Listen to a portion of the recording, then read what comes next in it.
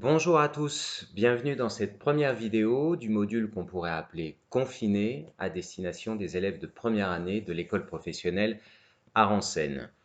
J'espère que vous allez tous bien, que vous êtes tous en bonne santé et que vous mettez à profit cette période de confinement obligatoire. Cette vidéo est créée pour pallier au fait qu'on ne puisse pas se rencontrer en présentiel sur cette période qui devait être consacrée au module classique dont j'ai la charge. Elle va nous permettre de créer un début de lien et, je l'espère, de pouvoir vous faire avancer sur quelques notions qui devaient être abordées pendant le module. J'ai bon espoir qu'on puisse se rencontrer en vrai et que l'on puisse mettre en pratique toutes les notions liées à la prosodie et à la versification française que je vais essayer de vous transmettre au mieux de mes possibilités avec les moyens du bord. Je précise que je n'ai pas l'habitude de mener des actions pédagogiques par ordinateur interposé. C'est très inhabituel pour moi.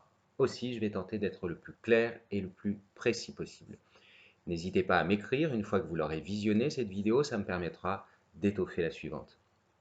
Alors, je ne me définis pas comme un professeur qui détient un savoir que les autres n'auraient pas, mais plutôt comme un comédien, c'est mon activité principale, qui, par le biais de la pédagogie, continue à avancer sur son travail tout en partageant son expérience à des personnes plus jeunes qui sont en formation.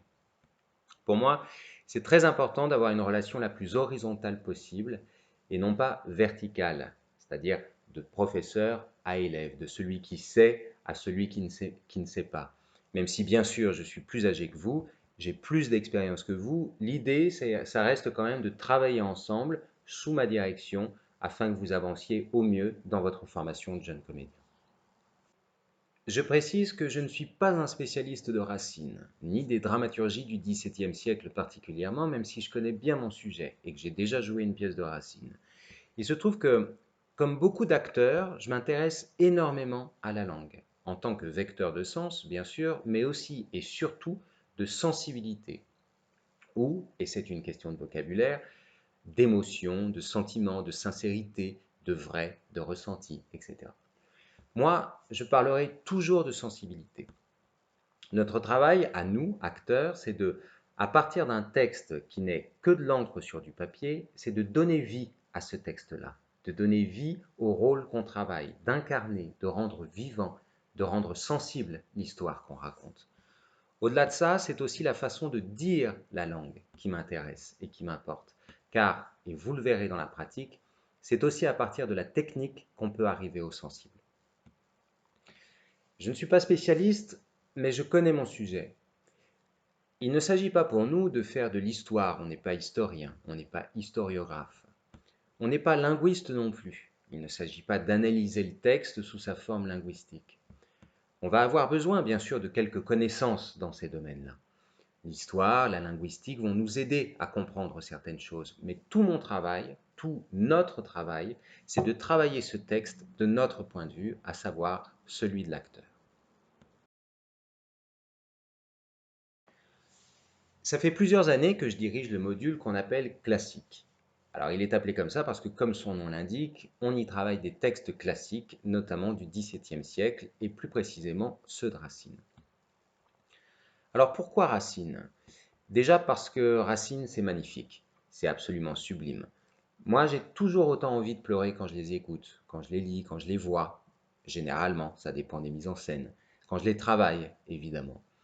Racine a atteint un point de pureté, de beauté de la langue que peu de gens ont atteint, aussi bien à son époque qu'à celles qui ont suivi. Ensuite, parce que Racine, c'est une forme singulière. C'est une langue particulière qui est un total paradoxe, puisque pour nous faire partager le chaos des passions, elle use du paradoxe de l'ordre dans la langue française, à savoir l'alexandrin.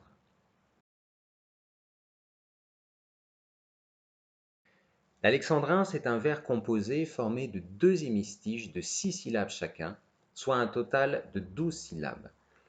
Je précise que dans le cadre de la versification française, on ne parlera pas de pliés, mais de syllabes. Alors qu'est-ce que c'est qu'un hémistiche? Un hémistiche, c'est proprement la moitié d'un vers à césure. On peut aussi désigner la position médiane d'un vers comme étant à l'hémistiche. En gros, c'est la moitié du vers. Alors, Racine, c'est magnifique, c'est une langue singulière, c'est aussi une langue très très construite.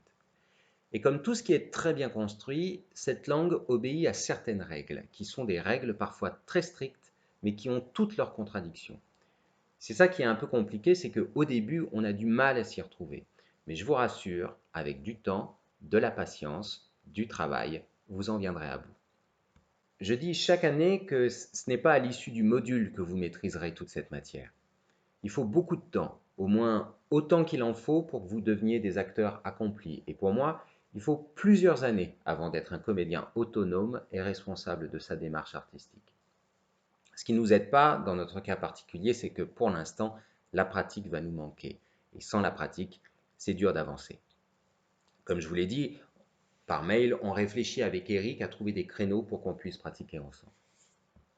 Alors, ces règles de la construction de la langue, elles sont valables pour les textes de cette période. Molière, Corneille, avant eux Robert Garnier, obéissaient aux mêmes lois. Parce que c'était l'ère du temps. Je ne reviendrai pas sur le contexte historique, vous avez déjà, j'en suis sûr, quelques notions sur le sujet, et les bibliothèques et Internet regorgent d'informations sur ce sujet-là. Là où ça devient vraiment intéressant, c'est que ces règles sont la base de construction de tous les textes qui ont suivi. Tout ce qui a été écrit après cette période s'est inscrit soit dans le prolongement de ces fameuses lois, soit est venu décaler, voire carrément retourner l'ordonnancement établi.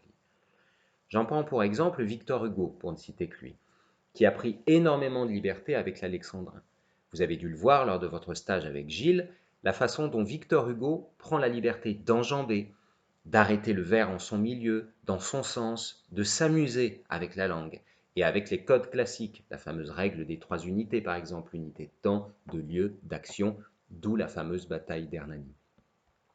Plus proche de nous, Valère Novarina par exemple, qui reconstruit complètement une nouvelle langue, en utilisant pourtant du français, mais en inventant des mots, des expressions, en bouleversant l'ordonnancement de la langue.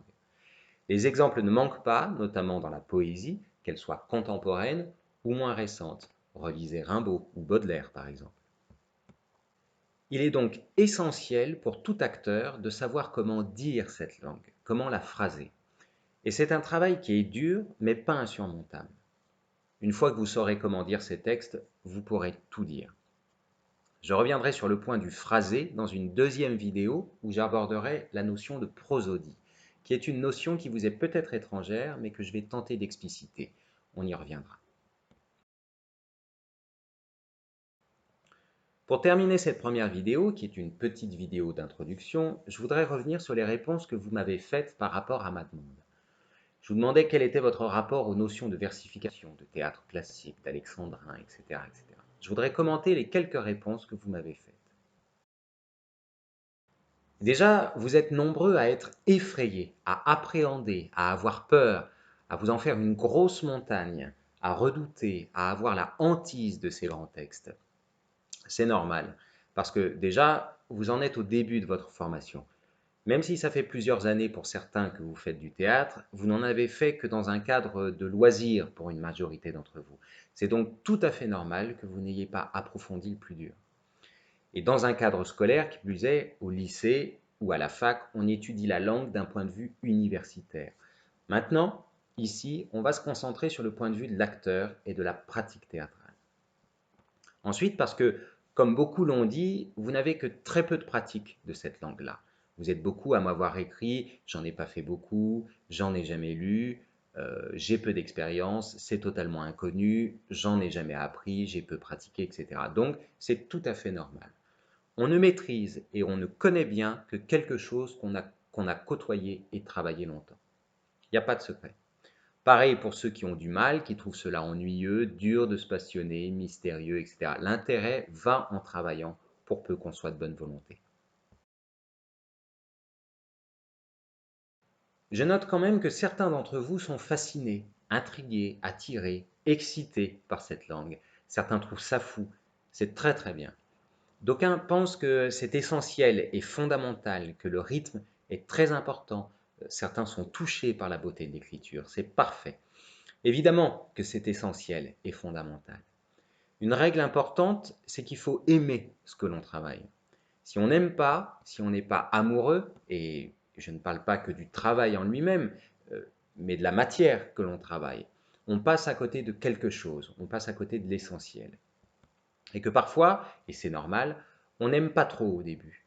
Mais souvent, c'est juste une histoire, soit d'habitude, parce qu'on n'est pas familier, soit d'idées reçues, parce qu'on se fait de fausses idées sur les choses.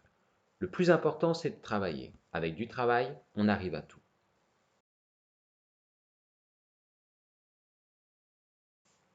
J'enchaîne sur les idées reçues. Vous êtes plusieurs à nommer le fait que vous trouvez que les enjeux soulevés par ces pièces sont trop éloignés, sont hors de portée, que ce n'est que du verbe, de la parole et qu'il n'y a pas de corps, que la parole prend le pas sur le corps, que c'est un langage qui n'est pas utilisé dans la vie. Je vous arrête tout de suite, ce sont des idées reçues. Racine, ce n'est pas du marbre, c'est de la chair. Ces pièces sont extrêmement sensuelles et charnelles. Pour l'instant, vous n'avez qu'une vision superficielle de ces textes parce que vous n'avez fait que les lire. Il manque l'expérience du plateau, c'est-à-dire du passage des mots à votre bouche puis à votre corps. Mais ça, malheureusement, ça n'est pas pour tout de suite. Quant aux enjeux, vous pouvez penser qu'ils sont trop éloignés, mais je vous garantis qu'ils ne le sont pas tant que ça. Tout ça, on verra ça au plateau. On ne peut pas le vérifier par vidéo, désolé.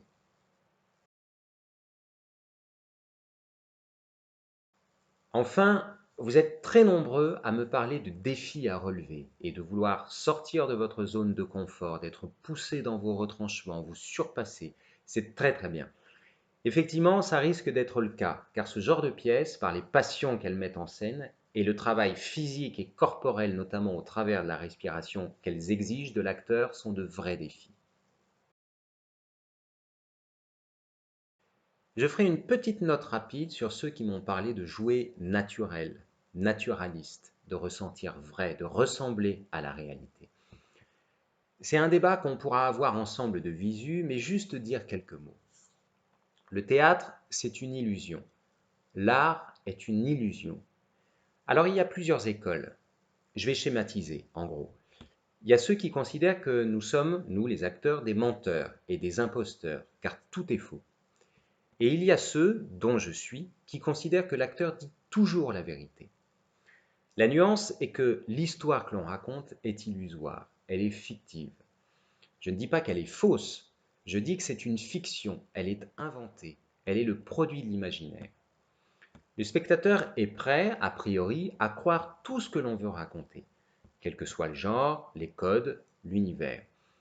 Ce qui compte, mais c'est un avis personnel, ce n'est pas que ce à quoi nous assistons en tant que spectateurs soit réaliste, soit naturel comme dans la vraie vie. Sinon, moi je me dis, à quoi bon faire de l'art si c'est pareil que la vraie vie? Mais le plus important, c'est que ça soit crédible, ça soit réel, c'est-à-dire que nous y croyons, nous, spectateurs. C'est la faculté de crédibilité qui compte, non pas le fait que ce soit naturel et que donc ça ressemble à ce que nous connaissons. On peut utiliser le naturalisme, le réalisme pour parvenir à créer quelque chose, bien sûr. Mais la vraie question, c'est est-ce que c'est crédible? Est-ce que j'y crois?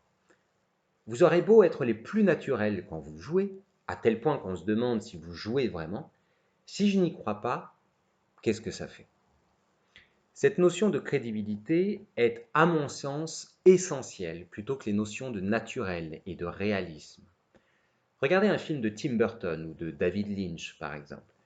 Il y a un code réaliste, ça se passe à Los Angeles par exemple, il y a des gens comme vous et moi, mais il leur arrive des choses qui n'arrivent pas dans la vraie vie. La question n'est pas de savoir si c'est naturel ou réaliste, mais si on y croit. Batman, par exemple, n'est pas réel, il n'existe pas, mais son histoire est crédible. On y croit. En tout cas, on peut y croire. Moi, j'y crois quand je regarde le film, je décide d'y croire, mais franchement, c'est pas réaliste. C'est une question de style. Le style a pour fonction de transmettre des informations au public sur la façon dont il doit recevoir la pièce. Selon qu'elle est écrite en tel ou tel style, une pièce n'aura pas le même impact. Chez Racine, la nature même des Alexandrins s'attachera à décrire les passions les plus élevées des personnages. Ces personnages ne seront pas engagés dans des occupations banalement quotidiennes. Par les vers, l'auteur indique qu'il n'entend pas dépeindre les aspects routiniers de l'existence.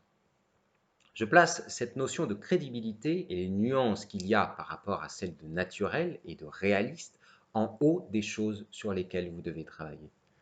Car, pour en revenir à Racine, et vous l'avez expérimenté avec Hugo, j'entends bien que de nombreux passages dans la langue qui s'y exprime, dans les émotions ou les passions qui y sont décrites, vous paraissent énormes, extraordinaires, insurmontables, et donc injouables, ou alors qui pousseraient à surjouer.